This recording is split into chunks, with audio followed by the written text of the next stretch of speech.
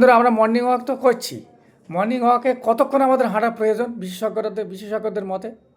আপনারা সেইভাবে চলুন, ডায়েটও ভালো থাকবে, শরীরও ভালো থাকবে। শীতকালে তো খুব সকাল সকাল না বেরোনোই ভালো, কুয়াশা থাকে, নাকে যেতে পারে, যাতে সাইনাস সমস্যা তারা বিরাট একটা সমস্যার সম্মুখীন হতে পারে।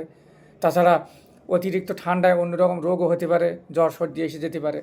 তাছাড়া ঠান্ডার সময় আপনার ওই বায়ু দূষণটা বেশি হয়, তাই জন্য 8টা-9টার দিকে, 7টার পরে 7টা 8টা 9টা থেকে হাঁটলে বেশি উপকার বলছে। কারণ ওই সময় সামান্য রোদের একটা স্তর পড়ে, ওই রোদ দেহে পড়লে আপনার শরীরটাও ভালো থাকবে এবং ভিটামিন ডি উৎপাদন হবে। কতক্ষণ হাঁটার প্রয়োজন এটা আমাদের জানতেই হবে, কতক্ষণ মেন প্রয়োজন হচ্ছে কতক্ষণ হাঁটবেন। ফিট থাকার জন্য আপনাকে কমপক্ষে 45 মিনিট হাঁটতে হবেই, অথবা সারাদিনে 10,000 কদম হাঁটতে হবে। আপনি চাইলে সকালে 1 ঘন্টা হাঁটতে পারেন।